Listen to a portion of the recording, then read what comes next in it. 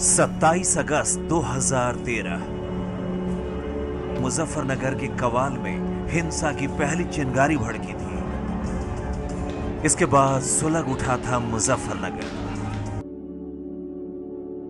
संजीव बालियान जो है ये मुजफ्फरनगर वाले, इन्होंने सिगड़ा गांव के पास ही नगल वगल पड़े, वहाँ स्कूल है। पाकिस्तान के भी 2 लड़के को पीट रहे थी, वो पाकिस्तान की। वहाँ युवाओं को इकट्ठा करके वो वीडियो दिखा के उनके अंदर भरी है कि ये तुम्हें ऐसे कर देंगे, ऐसे कर देंगे। तो ये सब प्लानिंग हुई वहाँ पे। झूठा वीडियो क्लिपिंग जो है वो एक अपलोड किया गया था। उसको जो है यूट्यूब पे उसको हम लोगों ने ब्लॉक भी करवा दिया था, लेकिन उसकी सीडी बना के जो है वो फिर उसको बांटा गया। उसके कारण भी जो है उस एरिया में तनाव रहा। दंगा हुआ, बसी गांव से शुरुआत हुई, फिर पुरबालियान, फिर जोली। 2013 में जो दंगे हुए, हाँ, जो झगड़ा हुआ था यहाँ पे, आज यहाँ यही हुआ था वो इसी गांव से, इस गांव में ही हुआ था। हुकम सिंह का और अब्दुल हमीद कप्तान जो थे, हाँ, उनका झगड़ा हुआ था और वो हमारे पास यहाँ जाटू पर ले आ गया। सुरेश राणा और हुकुम सिंह के खिलाफ पुलिस अभी सबूतों को इकट्ठा कर रही है। मुस्लिम भाई मारे, ये बच्चा हमारा भाई, हमें लड़ा दिया दोनों भाइयों को, और कुर्सी हाथ लग गई इनके, और आप लड़ गए, और हम लड़ गए, इनके चक्कर में चढ़ गए। मुजफ्फरनगर दंगे के सिर्फ 6 महीने बाद हुए लोकसभा चुनाव में बीजेपी ने जो ऐतिहासिक जीत हासिल की, उस जीत की बुनियाद सांप्रदायिक उन्माद पर जा टिका। और इस सांप्रदायिक उन्माद का असर 2017 के विधानसभा चुनाव में एक बार फिर से सीधे दिखा। जैसे जैसे चुनाव नजदीक आ रहे हैं, नेताओं के बोल बिगड़ते जा रहे हैं। अभी हम आपको बीजेपी के 3 नेताओं की बात सुनाने जा रहे हैं। एक हैं बीजेपी के विवादास्पद नेता सुरेश राणा, दूसरे हैं कृषि राज्य मंत्री संजीव बालियान। रुझानों में 250 सीटों पर बहुत बड़ी बढ़त के साथ बीजेपी नंबर 1 पर। हमने पहले भी कहा था कि भारतीय जनता पार्टी की सरकार आएगी, और मैं जनता का अभिवादन करता हूं कि उन्होंने आदरणीय अमित शाह जी के नेतृत्व में, आदरणीय मोदी जी के नेतृत्व में उत्तर प्रदेश को पूर्ण बहुमत की जो है भारतीय जनता पार्टी को सरकार दी है।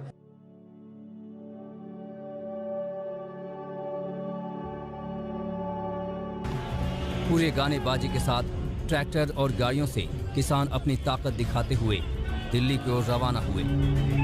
लेकिन 26 जनवरी 2021 को दिल्ली में पुलिस और आंदोलनरत किसानों के बीच हुई हिंसक झड़प के बाद एक बार फिर मुजफ्फरनगर से लेकर दिल्ली की सड़कों पर सांप्रदायिक भाईचारे का नारा सुनाई दिया, जिसे किसान नेता बाबा जौला और महेंद्र सिंह टिकैत ने 1987 में गढ़ा था।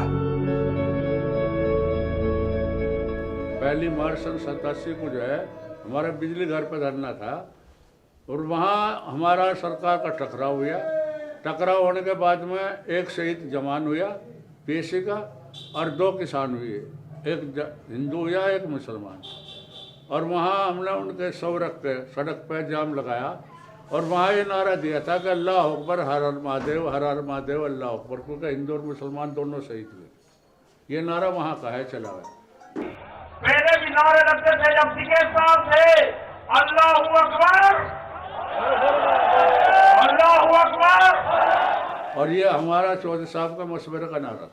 2013 से इन नारों का बंटवारा हो गया था, 2021 में फिर से एक हो गया। मेरे किसान को पश्चिमी यूपी के किसानों के बीच ये बदलाव आया 26 जनवरी की हिंसा के बाद, जब अकेले पड़े टिकैत रो पड़े। कि भारतीय किसान के राष्ट्रीय प्रवक्ता राकेश टिकैत जी वो रात को जो है रोए, तो उनका रोना जो है टेलीविजन पर लोगों पे बर्दाश्त नहीं हुआ।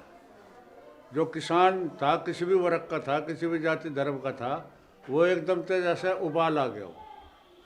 और ये 28 तारीख की रात की बात है। 29 तारीख में मुजफ्फरनगर में करीब 8-10 लाख आदमियों की पंचायत थी, सिर्फ रात की मैंने टेलीफोन से।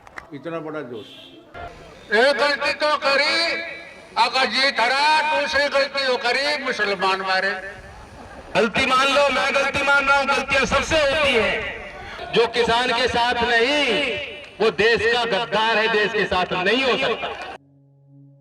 इन भाजपा वालों ने एक काम कराया, जाति को जाति का लड़ाने का।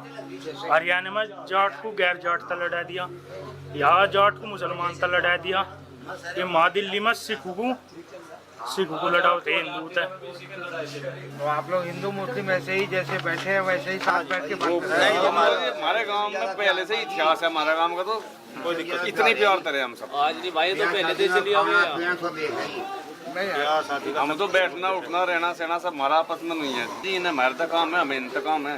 वो सिस्टम है, वो सिस्टम है, मैं फिर बिठा दे, फिर लड़ने का सिस्टम है, हम लड़े नहीं बिका है, हम चक्कर मावे ही नहीं बिका है।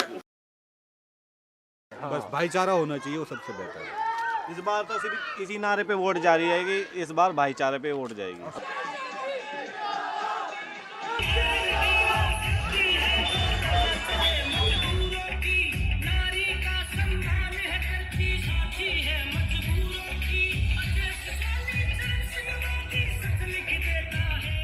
मेरे पापा जी प्रत्याशी गठबंधन से राजपाल बालियान चुनाव लड़ रहे हैं गठबंधन से, उनका बेटा अनिल भाई। भाईचारा बरकरार रहेगा। भाईचारा हमेशा के लिए, ये तो और मजबूत हुआ है भाईचारा, और हमेशा और मजबूत। भाईचारे भाई इसको आप लोग नहीं करो, समाज कुछ नहीं आई, ये तो इनका एक फंडा था भाजपा सरकार का, ये सभी खड़े हैं, इसमें हिंदू भी है, मुस्लिम सभी है। हमको तो हर बिरादरी का अपार समर्थन मिला। इस चुनाव में ओवैसी की भूमिका को कैसे आप देखते हैं? वो तो उसकी वही है जी, जो बिहार में किया उसने वही यहाँ करना चाहा था, बंगाल में सब बढ़ने नहीं दिया, यहाँ पे कोई उसकी वैल्यू नहीं है। यहाँ भी कोई आदमी जो है उसकी चाल से में आने वाला नहीं है। मुसलमान यहाँ का खासकर मुसलमान कैंडिडेट भी किया है उसने खड़े, लेकिन जमानत जब्त हो जाएगी सबकी।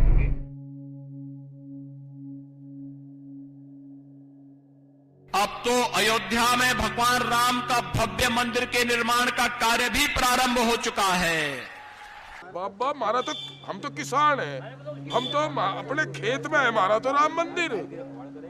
हम मंदिर में कहा जाएंगे जब हमें खेत में कुमाना दुनिया का भला करना। कौन सा गांव है? ये गांव भैंसवाड़ है। इस देश का दुर्भाग्य है ये, बस मंदिर मस्जिद गुरुद्वारा। मेरा विचार तो ये है कि मैं उमेश मलिक को 30 वोट पहले जो मेरे विचारों का खरा नहीं उतरा, इसलिए मैं मेरी एक बात बता दो आप, ठीक है, आप हिंदू में मुसलमान, रोटी की कोई जात हो, बेरोजगारी की कोई जात होती है, कोई धर्म होता है बेरोजगारी का? चावल का कोई धर्म नहीं होता, रोटी का कोई धर्म नहीं होता। मैं भूखा मर रहा, कोई पड़ोस वाला ही तो मेरी मदद करेगा कि वो राम मंदिर मेरी मदद करेगा। धार्मिक उसमें नहीं पढ़ना जी, धार्मिक उसमें पढ़ के हम वोट गिरे लगे तो फिर तुम्हारा तो नाश ही हो लगा। देश में उन्नति की और जरूरत है, काफी कुछ कमी है यहाँ पे, सबसे ज्यादा एजुकेशन की कमी है और बेरोजगारी, काफी कुछ लड़के बेरोजगार हो गए हैं और भी काफी कुछ विकास के लिए जरूरी है। जाट है, जाट की तरफ है, जाट नहीं है मोदी की तरफ नहीं है। जैसे आप दिल्ली पुलिस में काम करते हैं तो गांव के अंदर क्या माहौल है? गांव में तो लोकदल का माहौल है जी। हाँ, लोकदल का माहौल है जी गाँव में। यहाँ के कैंडिडेट हैं। हाँ 50% वोटिंग हो गई। हाँ 50 से ऊपर जाली वोट। अब तो खतरे की घंटी है वो आप देखो। तो क्या आप जीत रहे हैं? हाँ, या चुनाव हार रहे हैं? जीत रहे हैं। जीत रहे हैं। जिस किसान आंदोलन के आश्रय भाईचारा का नारा पश्चिमी उत्तर प्रदेश के गांव में पहुंचा, उसका असर अन्य कुछ क्षेत्रों के अलावा शामली, थाना भवन तथा बुढ़ाना के चुनावी परिणाम में भी साफ साफ दिखा। वोटरों ने बीजेपी को नकारते हुए आरएलडी के उम्मीदवारों को विजय दिलाई, मगर महत्वपूर्ण सवाल मौजूदा दौर में बरकरार है कि यह राजनीतिक भाईचारे किस हद तक सामाजिक भाईचारे में तब्दील हो पाएगा या बरकरार रहेगा।